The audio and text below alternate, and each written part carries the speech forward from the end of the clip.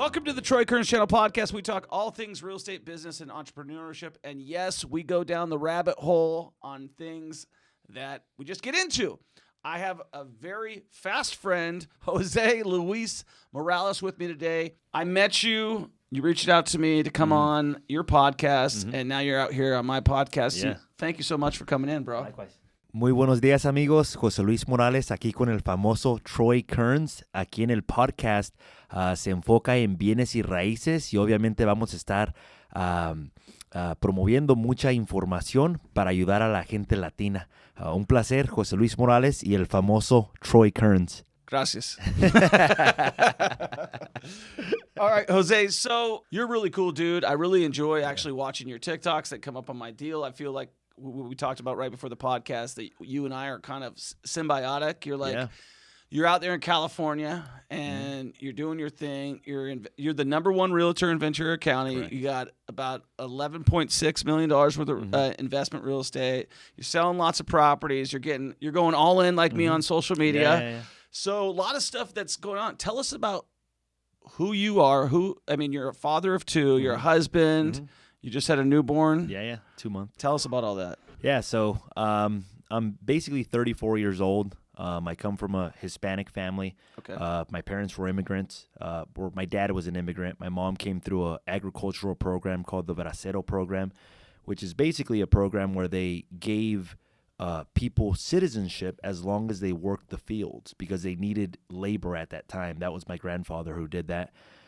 Thanks to that program, my mom got her citizenship. They were able to buy real estate, meaning had they not been citizenships, they wouldn't qualify for a loan or anything like that. Right. They were business owners.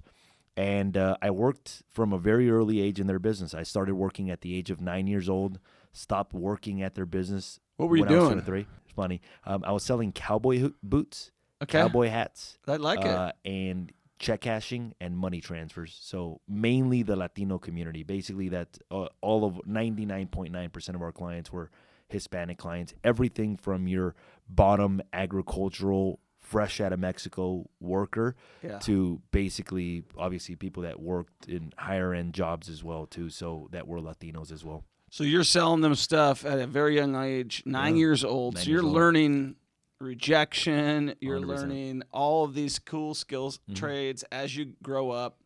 You get a little bit older.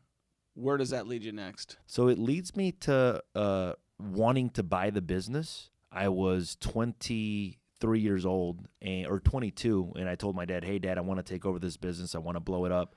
My dad at that time wasn't ready to retire. That was honestly my dream, like to just take over the store. Like I loved it. Like I would. What was the name of the store? It's called La Tienda Nueva, which means the new store. Is it still in business? Yeah, it is. My dad's actually trying to retire now, so if anybody's looking for a business that You're not wanting to produces take it money- over anymore?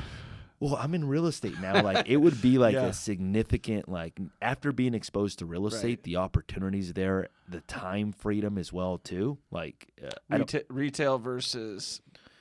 You got to sell a lot of retail products versus yeah, real estate. yeah. And then not only that, but like the store has to be open because it has a check cashing component.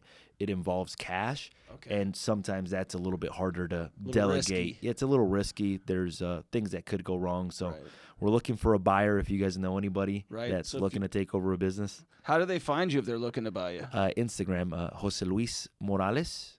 It's probably the best way. Just DM. That's Just probably DM you and get a hold of you there. Do you have a website too? Yeah, it's just myhomeseekers.com. It's actually my real estate website. Got it. Basically. So you flew in on a private jet out here yesterday. I saw that on Instagram. Yeah. We posted that to our story. You know, that's my dream. I think I told you that on the first podcast, is to own a jet. And obviously, I don't need to own a jet. I just need access to a jet. That's what you had yesterday. Can you tell us about that experience? It's not even like that expensive, to be honest. It's called JSX. We're not promoting it in any way, but honestly, it was the best flying experience that I've ever had. It was recommended to me by a friend. They fly to multiple locations, including Vegas. Literally, I showed up at 6:30. By 6:55, I was on the plane. No, like, TSA type of thing. I brought a 2-month-old with me. My wife's back at the hotel with a 2-month-old. So I mean, I told my wife I don't ever want to fly anything else ever again. And it's a hard, that's a bar that's set high, right? the reality is too, like, I had a friend one time tell me that instead of thinking why he can't do things, Right. he thinks about how can I make this happen, and it's a completely different mentality when you think like that. When you think of solution or how you can do things versus the problems and how you can't do things, then you become rich because you're solving problems and thinking of ways you can make money versus thinking about how this is impossible. Yeah. I had another friend of mine, Nick Marietta. I don't know if you know who he is. He's a construction guy, right? Yeah. He's been Flipper. Yeah. Well, he started flipping for other guys. Like he was the construction guy for all the flippers. Then he saw all those guys making money, and now he's a flipper, and he has been for some time. But he just made a pretty bold move. I'm like, I'm going to let you see how this rolls out. And then once it does, because if they had an option for me to Airbnb a jet where it cost $250,000 a year, I would do it. But I would like to not pay anything and then be able to make money off of it, right? Yeah. So I think with like apps like Turo, that is just, I know there's the is it JSX? Yeah, JSX. It's I know awesome. I know there's a bunch of those little companies right now that are running the junkets to smaller cities like Vegas to California and this, but for going to like across the country, those don't exist. No. And so when they do, that's the deal. I know. Yeah. It's funny because right after I flew, I got home. And the first thing I kind of start looking up, I looked up what type of jet was that. Yeah. And then I looked up what the prices were. They were about $6 million for that type of jet. $6 million. $6 million. How many people did it seat? I didn't count the rows, but if I had to guess, maybe like 25 people. Was it full? No, there was like 8 people in there. So not only is 8 people cost you $400 a ticket. It was super deal. It was I couldn't believe. The first question I asked myself, I said, "Are these people making any money?" That was the first question because the fuel on it, like I would imagine, it like at $400 a piece, 8, that's $3,200. You take into account a pilot, you take into account the lady bringing you the snacks, and the fuel, and might be a loser. Might be a loser, but maybe they're gonna go public and finance that debt. They're probably testing the concept, Right. And not only that, but like once you fly like that, and I think it's just more people finding. Sometimes these companies test the concept, and then more people find out about it. Like you, if you ever go out to LA, I'm pretty sure you're gonna be like, JSX, what is this? For sure, 100%. And not only that, but I think just the shared economy right now is just the way it is. People they're sick and tired of getting pushed around by these big corporations that don't believe in customer service anymore. You call, I'm not going to use an example of a specific airline, but you call one of these airlines and you're sitting on hold for freaking 3 hours, or then you press the number 1, you want to call back in the next 4 hours, you miss the call, or they disconnect you. And it's just like, man, it's just becoming where unless you just can't afford to fly another way, but if you're in business and it's like, I'm going to pay double to get here without having to, because my time's more valuable.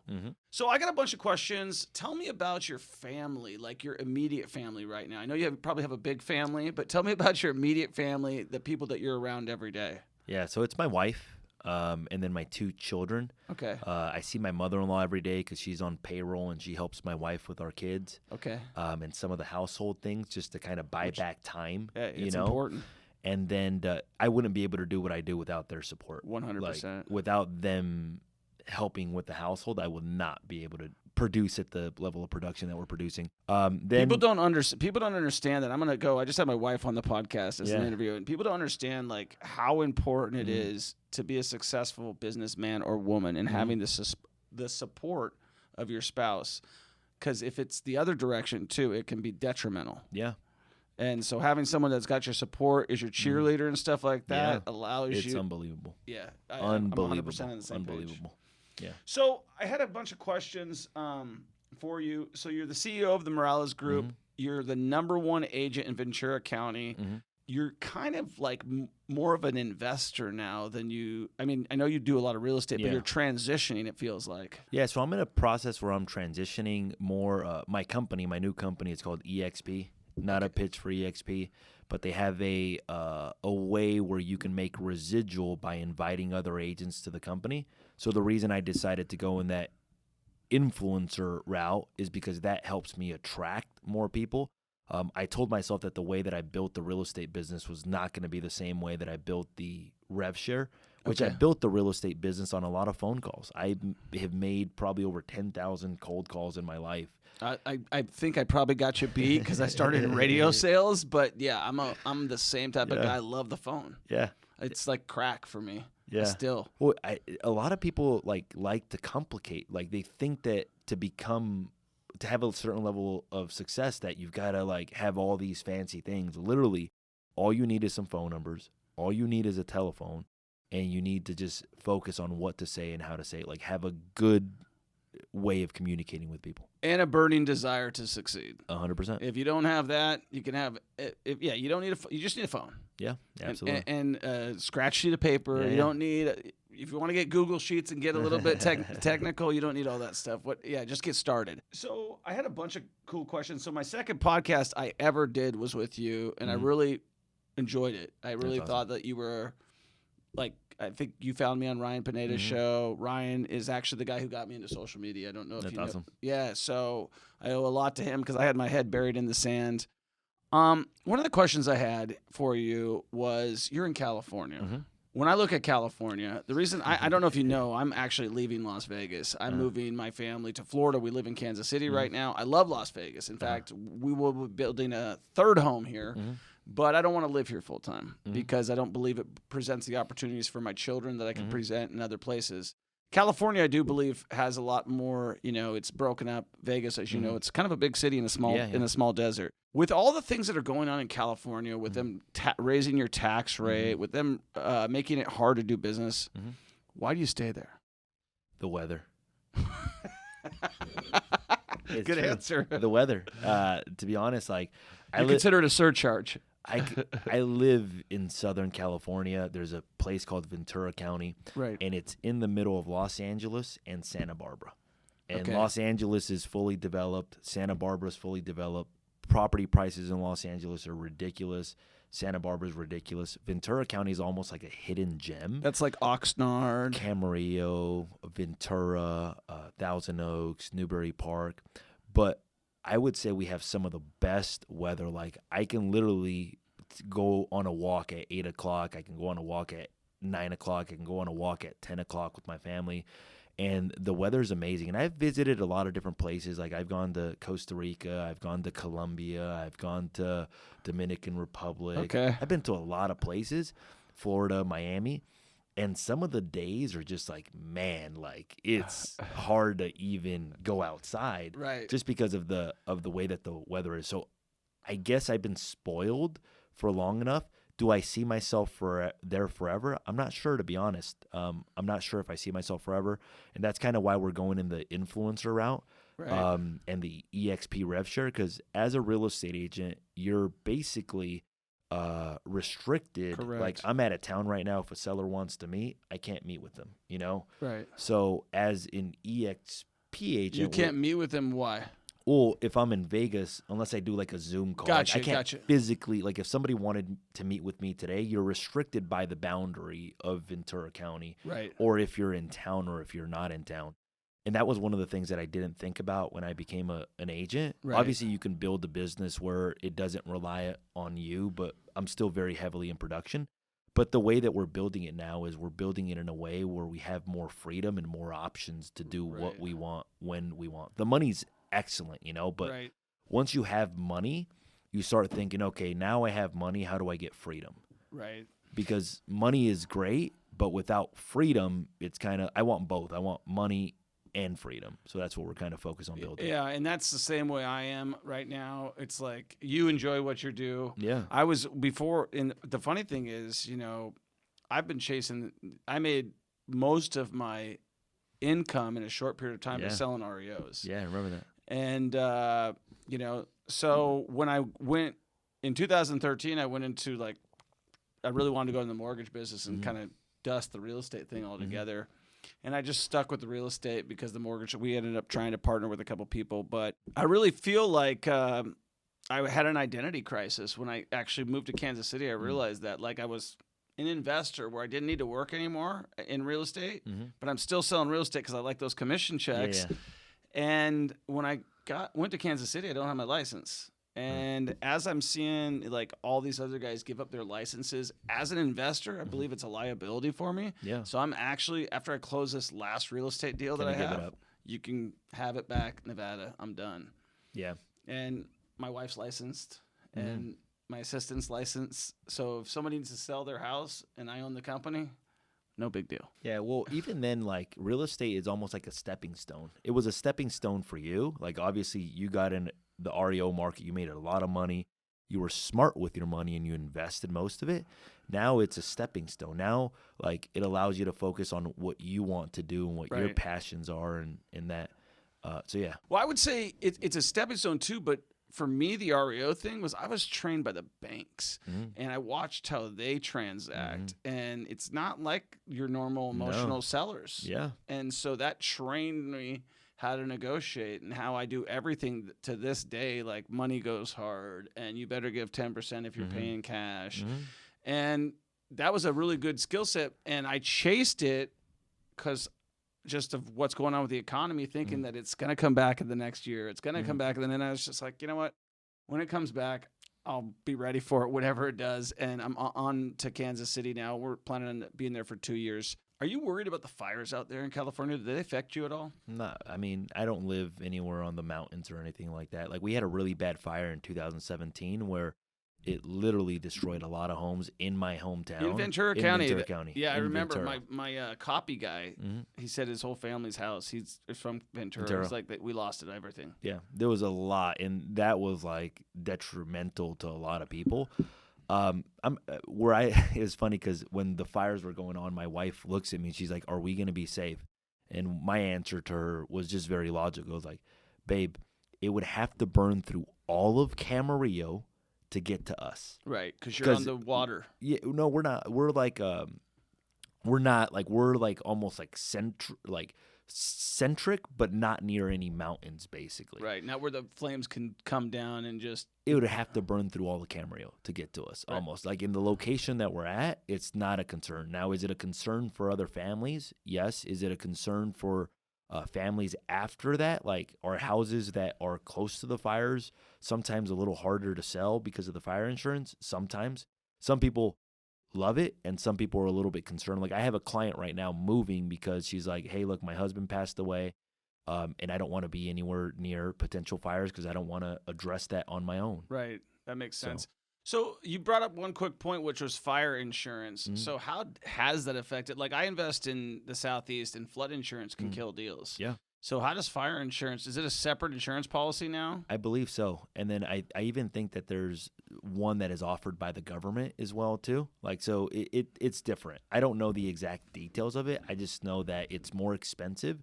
And some of the houses, you have to go through a special program in order to get insured. Awesome. So before we get too far in, make sure that you guys give us a 5-star review. You also have a podcast as well. Okay. How do they find your podcast? It's just my name, Jose Luis Morales. And Luis is with a Z. Luis is with a Z. And you can find him. When do your podcasts come out? They come out every Wednesday. Every Wednesday. So you can check him out. He does great interviews. You interviewed me, did your research on topic. And I really believe, like we talked about this right before the show, is that we're kind of like on the same path. And you know how that goes. Competitors compete. So we got to hold each other accountable and just see when you get ahead of me, I better push you, right? Or it's funny because I looked at your TikTok the other day. I'm like, he's at 40 something. I looked at yours too. I'm at 37. I'm like, all right. I could catch you at the rate of speed. I'm kidding. I'm just like, it's like, it's not too far. Like, so we're like kind of like neck and neck. But I'll tell you one thing that's important. The reason I came out here, and I didn't have anything else to do. Like, I literally and I totally appreciate that. I was like, I thought you had one more thing going on, but the fact that you came out here means a big deal. Yeah, not only that, but like, you're investing in friendships. Right. You know, like, I see potential, like, that we can do things in the future.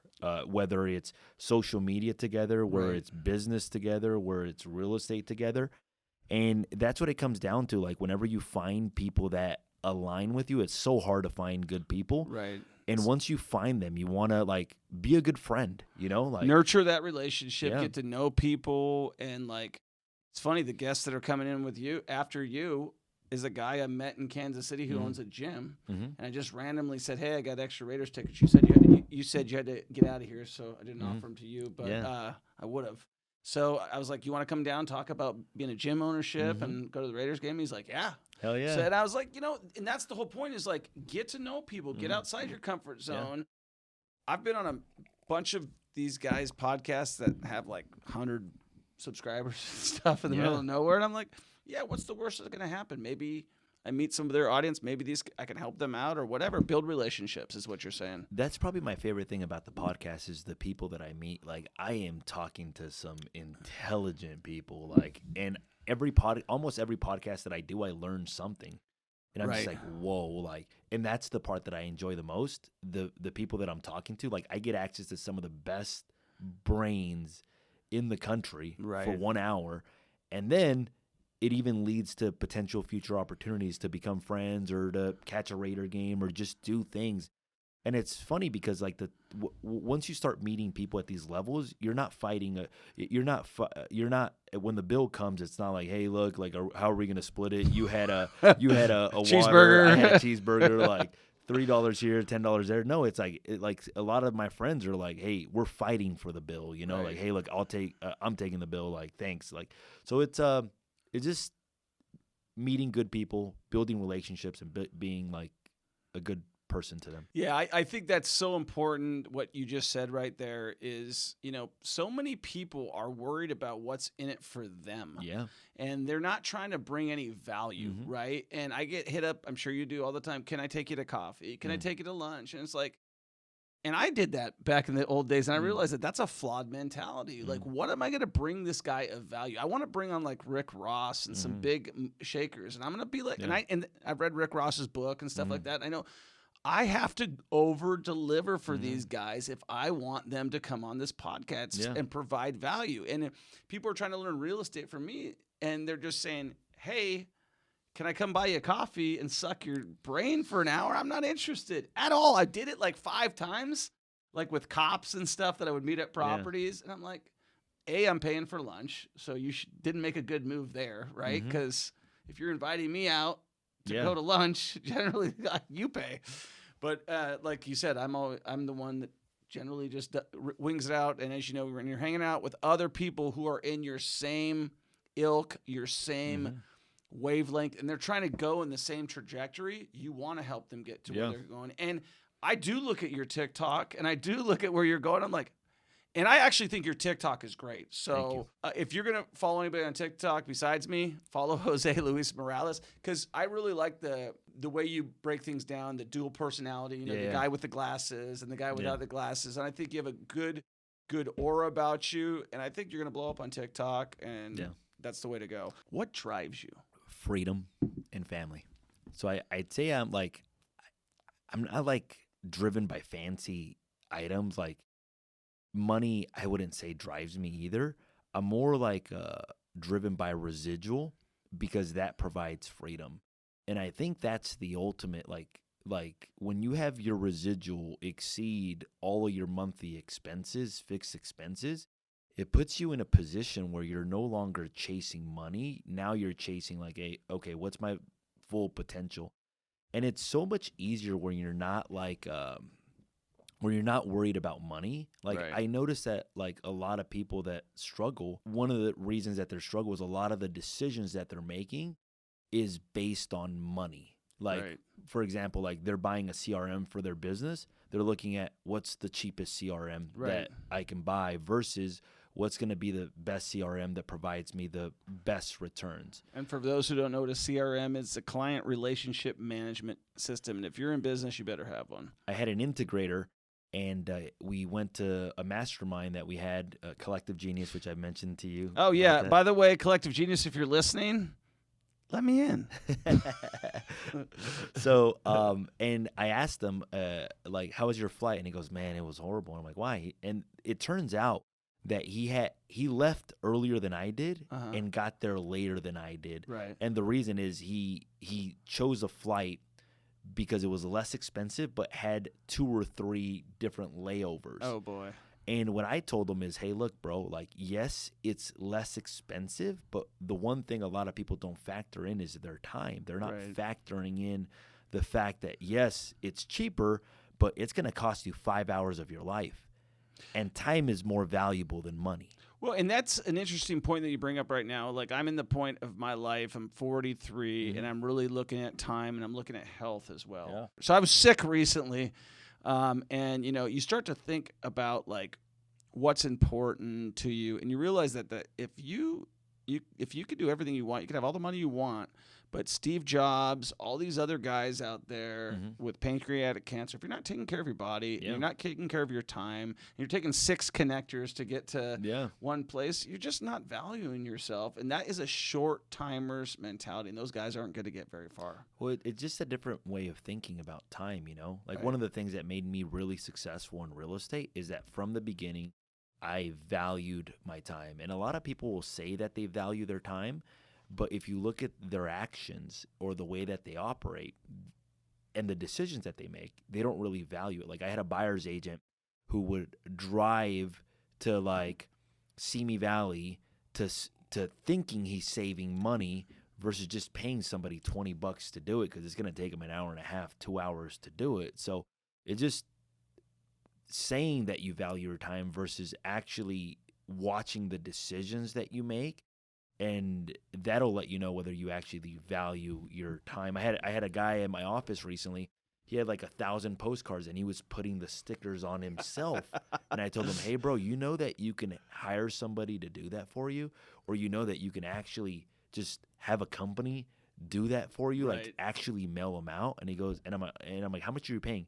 Turns out it was probably like $200 more, but it was so painful for me to watch him do that. I even told him, I'm like, hey, bro, I'm going to be honest with you. This is so painful for me to watch you do this because what it tells me is that you're not you think you're saving money, but you're not saving anything. Like, it's costing you so much time that you could spend on producing more income. And it's my wife always say, when you have more time than money, that's what you focus on. You might want to stick those stickers on there when you don't have the money to do it, to pay someone else to do it. But once you do, and making that transition to what's the most important thing to me, and it brings me back, rest in peace to Andy Chu, really young guy that I knew out here who died young, 32 years old, super intelligent guy, and actually really helped me in my career, and much younger than me. And when I first got into real estate, I'm doing exactly what you're talking about. I got the REO clients. I'm getting up at 5 o'clock in the morning. I'm taking all my pictures of my REOs. I'm doing all my BPOs till 10 o'clock at night, and then I'm rinse and repeat for 3 months. And one of the guys at the office tells me, he goes, Troy, I'm dealing with another guy who's got way more listings than you. He seems like he doesn't have a care in the world. And so I'm like, okay, what's his name? Let's take him out to lunch. That was, let me buy this guy lunch. And then he's like, well, are you taking the pictures yourself? Yes. Are you doing, he goes, those are $10 an hour jobs. Yeah. And you're doing a $10 an hour job when you're putting stickers on postcards, when you're driving to properties that you can hire someone else to do. And that's a big thing, is transitioning to the $10 an hour job is $100 an hour, even with your staff. If you have your staff doing a $10 an hour job, and that staff member of yours, that employee of yours, is capable of doing a $100 an hour job, then you need to move someone else into that $10 an hour job. Yeah, 100%, bro. 100%. In college, I learned a principle called opportunity cost. And opportunity cost was when you can, like, let's say your hourly rate is worth $50 an hour. Right. Anything less than that you can pay somebody to do less than that, you should delegate it unless you enjoy doing it. Right. Meaning, if you enjoy going grocery shopping, go grocery shopping. If you enjoy I know there's a guy named Thatch. Out of Seattle. Yeah, the guy washes his own cars. He enjoys it. Right. I wash my own car too. Good for him. If you enjoy it, do it, man. Right. If that provides you peace of mind, if that allows you to do it. But if you don't enjoy it and you can hire it out, it's cheaper for you to do it that way. Here's the reason that I enjoy washing my car. I'm not like Thatch. I'm from Seattle originally, so I know who he is. I think I'd like to meet the guy. I think he's a pretty cool guy. He likes all those fancy cars and stuff like that. The only reason I wash my car is, number one, every week I got to go find what I left in there. And number two, I can't get a damn detailer to show up. and I value my time. And so, you know what? It takes me 10 minutes to run it through the car wash. I don't probably do it like him with like a polisher and stuff like that. I run it through the car wash. The vacuums are clean, and I bring my son with me to teach him a little bit about hard work. And I feel like that time is good time spent. So, what is your biggest mistake that you have ever made in life, in real estate? I'd probably say I missed the social media boat earlier. Like me too. So, like, for example, like in 2012, I had a video hit 300,000 views, or 2015. What? Yeah. It was a funny video. It was How to Dance Banda, like, which is like Spanish cowboy music. And like I remember receiving messages. I have banda music all over my Shazam because I love it. Yeah. Yeah, I do. If you look at my Shazam, you'll see like a bunch did too. Yeah. If I had a choice of what to listen to, like I listened to banda. And that video blew up. I received so many messages. So if you look at my like watch time, like a lot of my early subscribers on YouTube were from that video, because they and a lot of them requested more content, and I totally missed the boat on that. Right. Meaning, like, if I had written that wave and I said, wow, this is like insane that I have this many views. I even went on dates with girls that would send me messages back then when I was single, and it was cool. Good way to date. You know? Yeah. It was cool because it was like almost like I was like a little celebrity back then. Right. And then on Facebook, I was one of the first people to start doing live videos. Right. And I remember, like, organically, like, I got to 5,000 friends fast as soon as I started doing live videos. And it was the algorithm favored live videos. Right. So therefore, I was getting a bunch of people messaging me, or not like adding me. Yeah. And I got to 5,000 friends quick. But then I stopped doing it. So I missed it on YouTube. I missed it on Facebook. That's why when I see TikTok, I'm like, I'm not missing it a third time already, because I've missed it twice. And the reason is that I had my head so, like, it's not going to bring me any business. Right. Because the reality is that direct business, I make more money off the telephone, like meaning talking to people that are. You didn't see the long-term play. I didn't see the long-term play. But what made me realize it was your boy Ryan and my boy Ryan. Same thing. I looked at him and I saw how much money he was making, and I saw what his schedule looked like, and I realized that social media can actually help all your businesses by helping you attract good talent. Well, you and I were probably both looking at it the wrong way. Like when I talked to him, because it was the same thing, I felt like I was further along in investing than he was at that point in time, and he was putting everything out there, and I felt like at first I was hating on him a little bit. I was like, why is he posting his checks? Why is he doing that?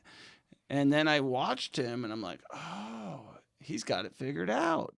And I said, yeah, it's exactly. And so I went out to lunch with him.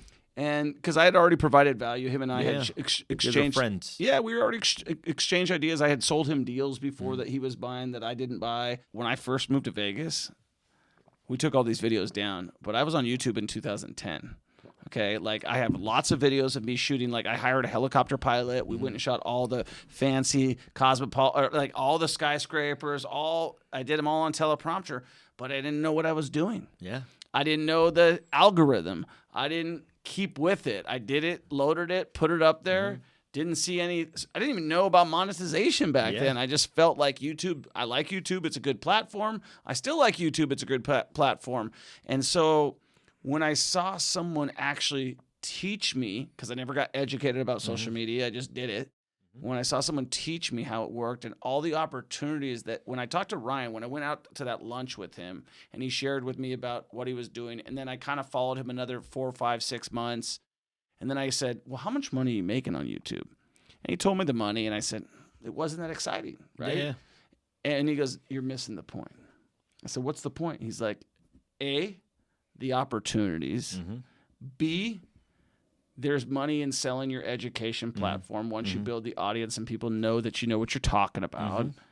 And C, there's just so many opportunities that come with it. And how else are you going to sell your personal brand other than social media? And it just makes sense. Well, not only that, even the connections that you make, the relationships that you're building, like thanks to me going out to Shadow Ryan one day, which I paid for that. I paid for that access to that information. And now we're friends. I'm in the same mastermind group that he's in. I've hired consultants now. So whenever you start meeting people like that, it kind of forces you to kind of start thinking differently. And I think for most people, if you can just start, instead of hating on them, like being like, well, why is he doing this or why is he doing that? Because that's the immediate reaction for a lot of people, including myself. I've been in situations where like, this guy's doing that. Like, but then if you actually see the play, if you actually study it, well, and you start thinking the way that they do. Some of these influencers are making millions of dollars, like millions, like not 1 million. They're making like 10, 15, 20, $30 million a year.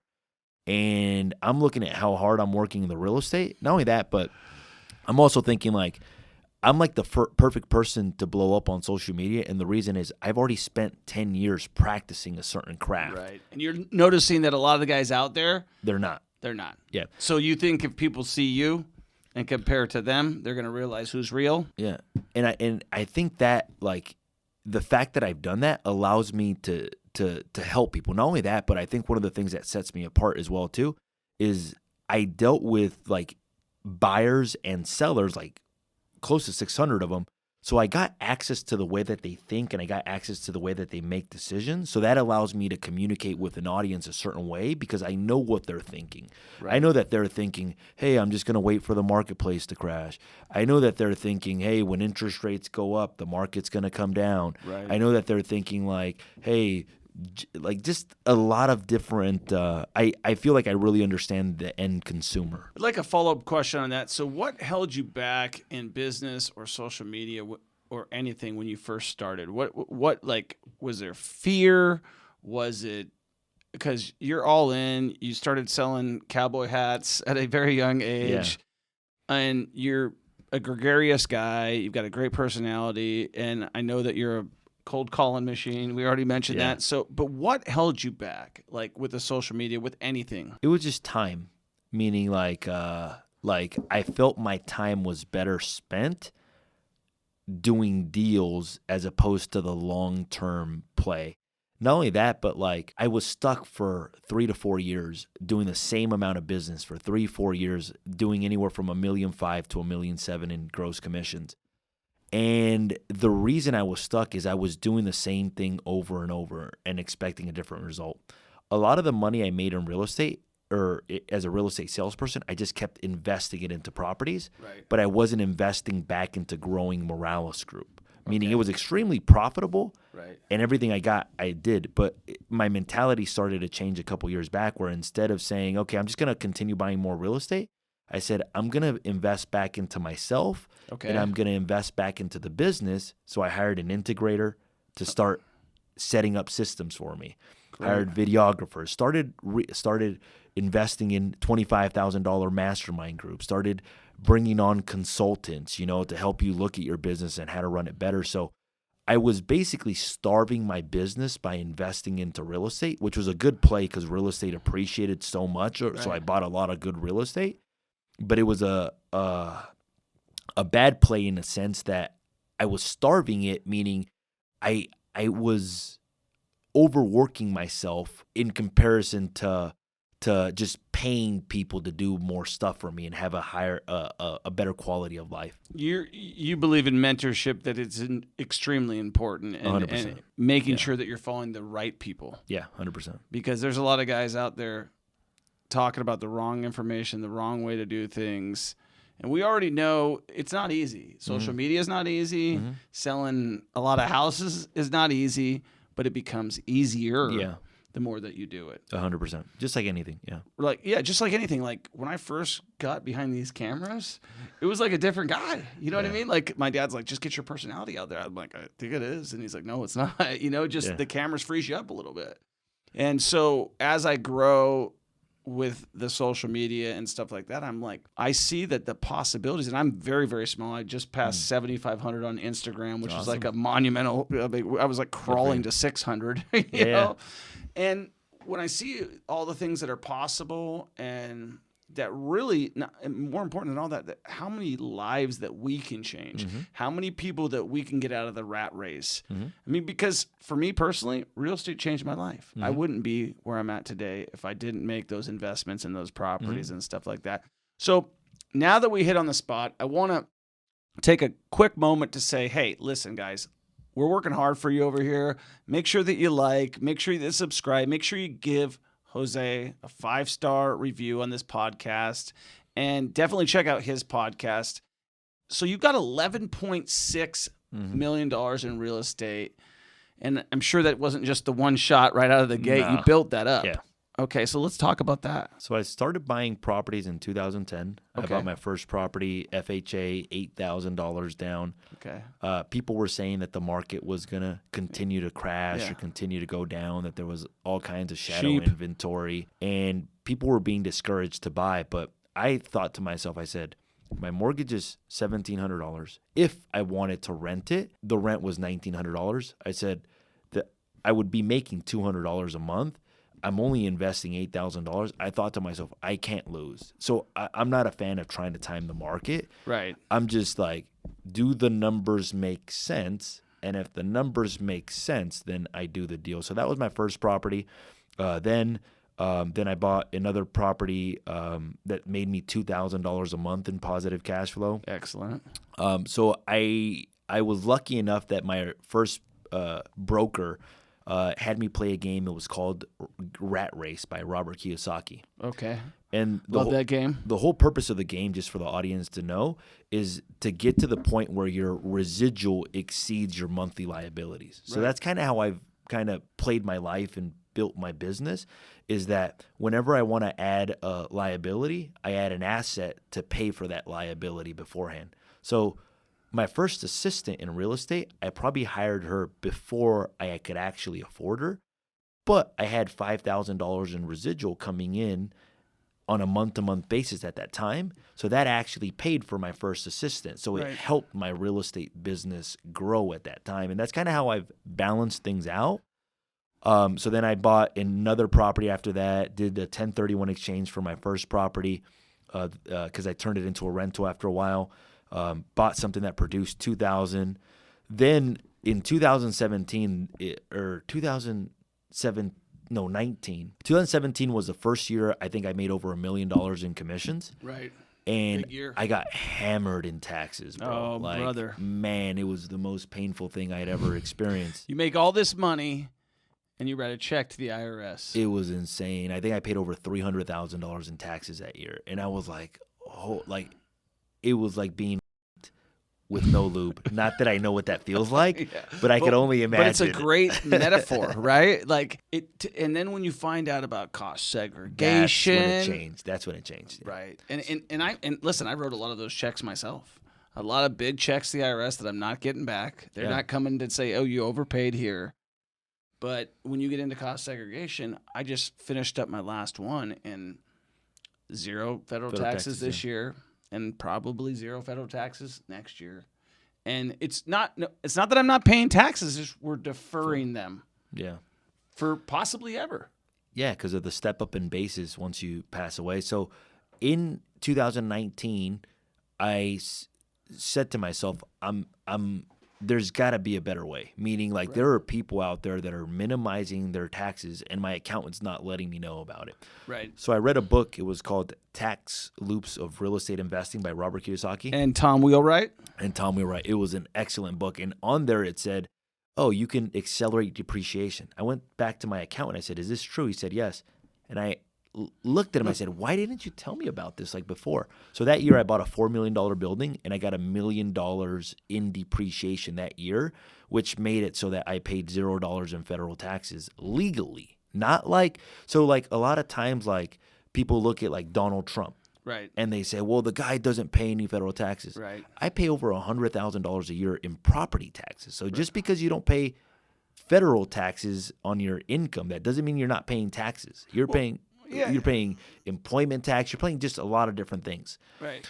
But regardless, like a lot of people look at people like that are doing big things, and they start hating on them versus asking themselves, what are they doing? And can I do something similar to receive the same benefit that they're doing?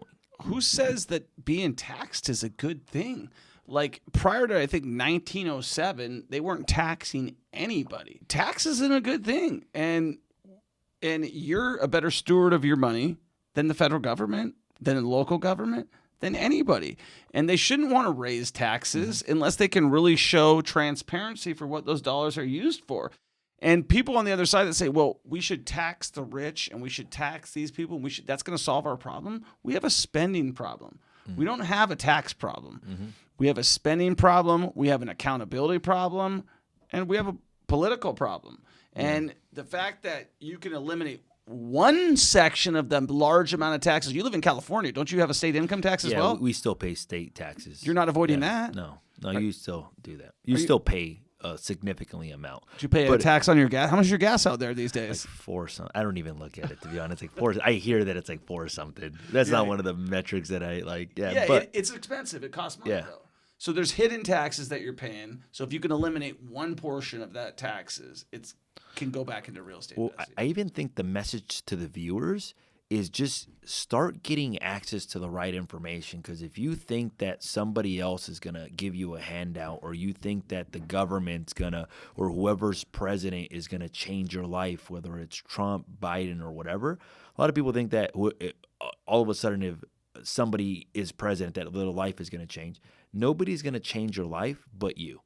And unless you start learning from people that are where you want to be, your life is going to stay the same. And the reality is that anybody can do it. You don't have to have a high IQ. You don't have to have this. You just have to hang out with people like Troy that have access to a certain set of information, start changing the way that you think, and then you'll start getting different results. And that's where it's at for everybody. You know, if you could just start changing the way that you think, your life will get better.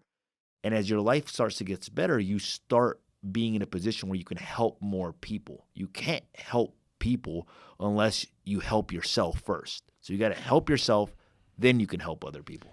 I think that's probably the best advice that's been on this podcast right now. You just got to take action, go for the long term, realize that it does all depend on you. It doesn't depend on Jose or Troy. Yeah. It depends on you taking action, you getting smarter, you investing in yourself. You just mentioned you spent $25,000 in a mastermind group. Yeah. I'm happy to write them a check today, and they won't even let me in. And so, why? Because there's guys like Jose, and there's hundreds of other guys like Jose that I can learn from. And to be into that sort of a network, that type of information might take you 10 years to learn, and you can condense time. I am the dumbest person in that mastermind group, and I am I join. And I am so proud to be the dumbest person in that mastermind group, because some of these people are so, like, there's a guy that has $500 million worth of real estate on there. You know, like these are people that think differently than the way that me and you think right now, you know? And that's all it is. They have access, they've acquired certain information that allows them to think a little bit differently, hence the results are a little bit different. Right. And we mentioned that in the beginning, and while we wrap things up, I really want to hit that again, saying that, like, if you think in solutions, and I can tell you that, like, if you have a problem and you don't say, I got a problem, you think of the solution. And you mentioned something else, and I just dropped up. Not only are you thinking in solutions, but you're thinking what? Adding value, maybe? Yes, adding value. And there was one other thing, and we'll have to go back when I can remember it. Well, even then, like, think about solutions, but think about if you had no options but to figure it out. Right. Like there's like examples of like if you had to cross a bridge with fire in it, and you just wanted to cross the bridge just for the sake of crossing the bridge, you're probably going to come up with 100 excuses of why not to cross the bridge. But if on the other side of the bridge is your kid, and your kid is going to die unless you cross that bridge, you're going to figure out a way to do it. So sometimes having less options, or most of the time having less options, is better than having more options, because it forces you to do things. Right. Meaning sometimes you have to make that commitment up front, because it's going to force you to do things. I think it boils down to the summaries. It boils down to mindset and changing your attitude from a hater and being if these guys can do it, these bozos, the guy who got a 1.8 GPA myself Same here. In middle school, you know, if I can do it, so can you. And if Jose can do it, so can you. I love it, yeah. What is something that you accomplished that you thought I would never accomplish, looking back at it today and saying, and being proud of that accomplishment? What is something like that you've accomplished and saying, God, I never would have thought I would have accomplished that? I think the 25-unit apartment.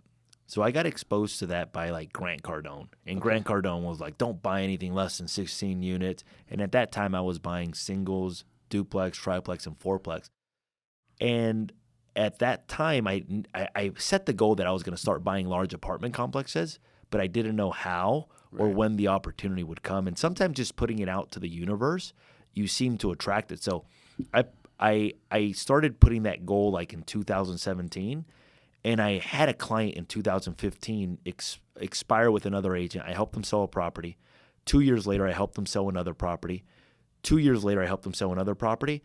And then he tells me in 2019, hey, I've got this 25-unit apartment that I want to sell. And at that time, I had already thought about it. Right. And then he was a past client of mine, so I had a special relationship with him. And he even offered me seller financing on it, which made it like a smoking deal for me.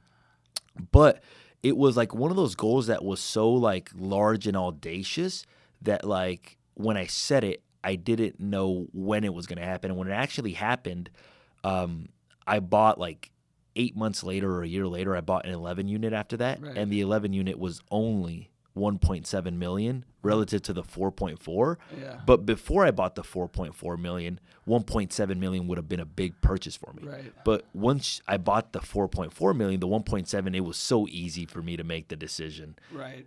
So a follow-up question on that. Yeah. Knowing that like that was scary then, right? And now it's not because you're thinking bigger.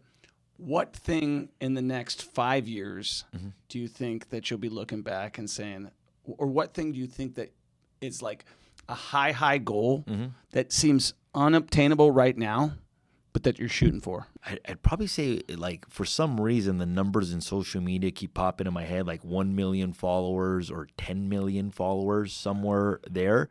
I want to beat Graham Stephan. That's my goal. Yeah, the Graham, and Graham's an awesome guy. Like I haven't met him yet. I mean, but based on what I see, like it just looks like a very genuine guy. For sure. So somewhere around there, but I want to make impact in people's lives, and I want to help people. Not only that, I feel like for the Latino community, I have a special gift that I can give to them. So I don't know what it is, but I know that someday, somehow, I'm going to do something to help that community, to help them change the way that they think about a lot of things. How do they think differently? They don't believe in delegation. Okay. Like a lot of times, like when they're running businesses, they're the people running it. Okay. They think very small, most of them as well too. They have something called the copycat syndrome, and I was a victim of that, meaning like my cousin bought in a certain neighborhood, so I bought in the same neighborhood. And when I bought in that same neighborhood, I thought that was going to be my dream home. Right. So they're almost limited a lot of times. And maybe this is just general. They're limited by their immediate surroundings based on what they see. And sometimes they think like really small. They think like I'll give you an example. When I worked at my parents' store, some people would try to avoid paying child support. So they would tell me stories how their boss would pay them in cash to avoid paying child support.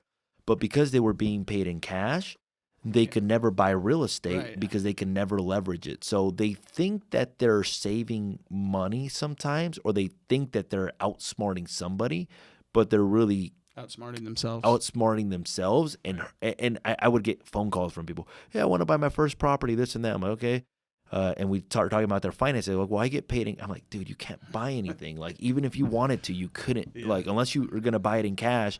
But then if you get paid in cash, you've got a briefcase full of cash. You can't do it. So it's just, I would say, help them think bigger. Right. Help them think that if such and such person did it, that like my parents own probably themselves maybe like a good $7 to $8 million worth of real estate. They came as immigrants. Right. Awesome. So I look at them like if they can do it, anybody can do it. Like if they can do it, you can do it. You can do it. You can do it. Anybody can do it. Right. And that's so important that just anybody can do it. It's your mindset that sets you back. And, you know, I want to give a shout out to all the Hispanics that I work with on a day-to-day basis. I mean, I'll be just honest with you. They're some of the hardest working 100%. people that I work with on all of my job sites. You know, I try my best to be bilingual. It doesn't work out that well. I'm always saying, como se dice this, como se dice that. That's pretty good, though. Yeah, you know, it's just something. My kids are learning Spanish. They're on Duolingo every day. It's something that I believe, you know, and for those people who get mad, like, about people coming across the border, I got news for you. Nobody else wants to work. Yeah. And these folks, the people that I work, they want to work, and they want to work hard, and they have a smile on. They got that anthem playing on the job site, you know, that beautiful Mexican music. And I think it's a great thing. And I think that if a lot of the people that are listening and say, you know what, I'm on a job site right now and I want to become a real estate agent, you might lack the knowledge of the real estate, but you got all the knowledge on the construction, which, as you know, is the hardest part for guys like us. Yeah. It's been a great time chatting with you. Likewise. I just want to thank you.